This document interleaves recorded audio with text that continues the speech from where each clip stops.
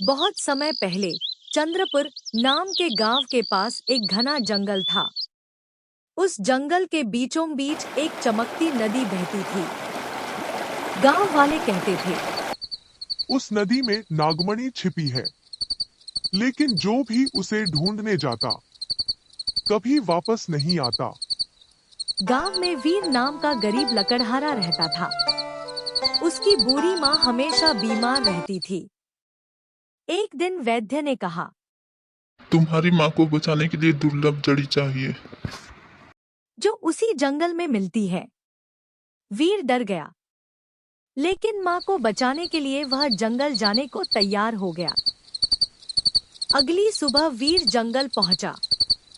चारों तरफ अजीब सन्नाटा था। पेड़ों से फुसफुसाने जैसी आवाजें आ रही थी।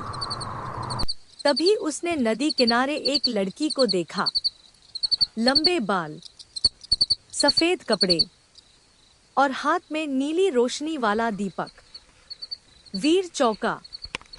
वीर, तुम कौन हो? लड़की धीरे से मुस्कुराई। मेरा नाम तारा है। तुम यहाँ क्यों आए हो? वीर ने अपनी माँ की बीमारी के बारे में बताया। तारा कुछ देर चुप रही, फिर बोली, अगर तुम्हें जड़ी चाहिए तो पहले नदी का रहस्य जानना होगा। तारा वीर को नदी के पास ले गई।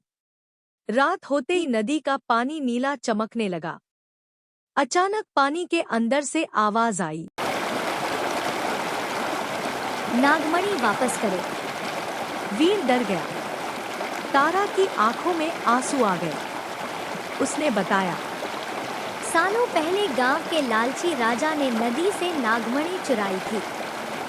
उसके बाद जंगल श्रापित हो गया। नदी के नाग देवता क्रोधित हो गए। जो भी खजाने के लालच में आता वो कभी लौट नहीं पाता। वीर ने पूछा, लेकिन तुम यहाँ अकेली क्यों रहती हो?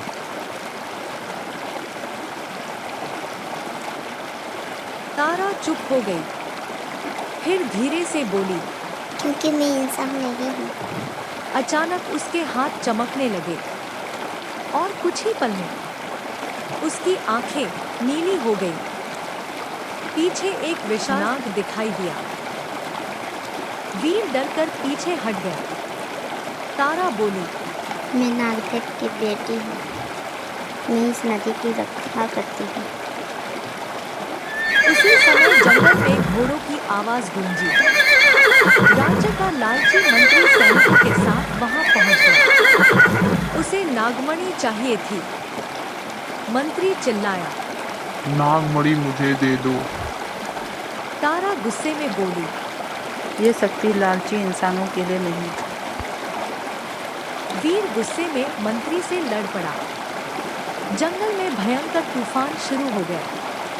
नदी का पानी उफान मारने लगा। लड़ाई के बीच नदी अचानक दो हिस्सों में बंट गई। अंदर एक चमकती गुफा दिखाई दी। गुफा के बीच हवा में एक नीली मणि चमक रही थी। मंत्री पागलों की तरह उसकी तरफ भागा। जैसे ही उसने नागमणि को छुआ, उसका शरीर पत्थर बनना शुरू हो गया। मंत्री चीखने लगा, मुझे बचाओ। तारा बोली, नागमणि शक्ति नहीं, परीक्षा है। कुछ ही सेकंड में मंत्री पूरी तरह पत्थर बन गया। वीर का फैसला।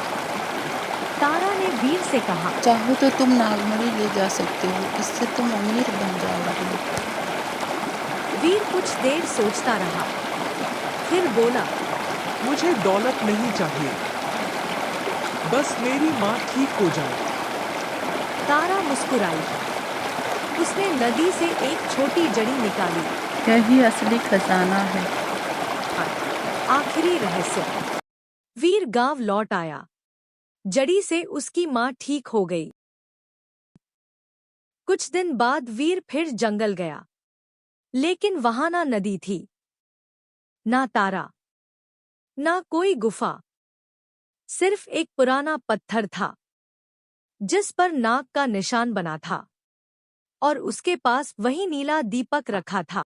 गांव वाले आज भी कहते हैं, पूर्णिमा की रात उस जंगल में एक लड़की दिखाई देती है जिसकी आंखें नीली चमकती हैं।